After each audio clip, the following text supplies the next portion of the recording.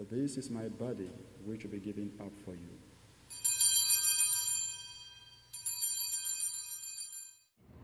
Jesus said to them, I am the bread of life. Whoever comes to me will never hunger. Whoever believes in me will never thirst. Christ calls each and every one of us home. And when we see him at home, he encounters us. And in that encounter is very human. In that encounter, he speaks through our emotions, just like we encounter each other throughout our day. And it comes naturally. Sometimes our response to someone is kind of, we build ourselves up to it.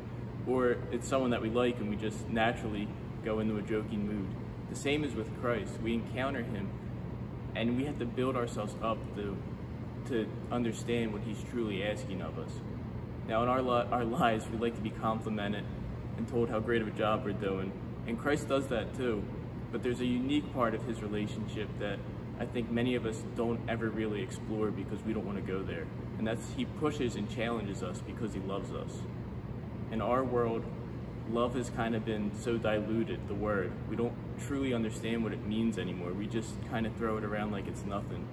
But deep down in its core, love truly means laying down your life for another.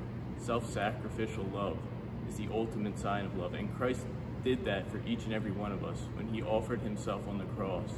And he didn't stop just on the cross. He allowed himself to be pierced with a lance after he already died, so that his heart could be pierced open and blood and water could flow out on all the world. He gave himself completely to us.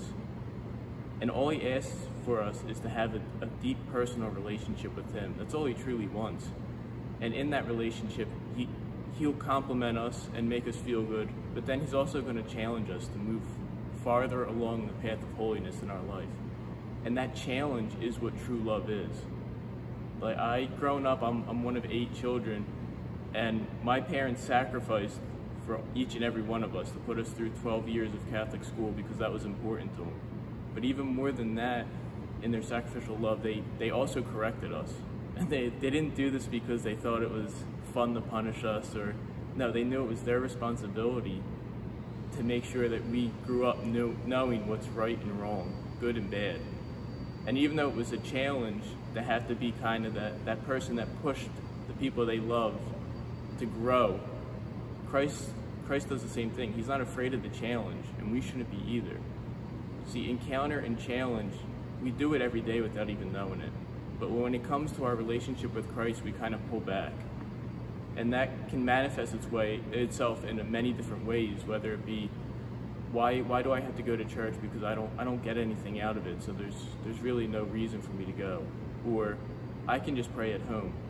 And you can pray at home, that's right. But to see Mass and the sacraments and our relationship with Christ is just something that we get something out of it is completely selfish.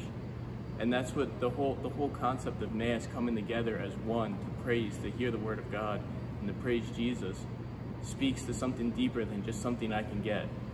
Our relationship with Christ just shouldn't be us taking, it should be back and forth in true love. And as we enter into the Mass and the prayers, and we experience him on the altar, that sign of true love should really become present to us. And we should accept his challenges, knowing that he just wants to bring us closer to him. He doesn't want to drive us away. So my prayer for all of us going forward is that we can understand that Christ pushes us because he loves us, not because he wants to ruin our day or be the cop with all the laws. He wants us to be with him.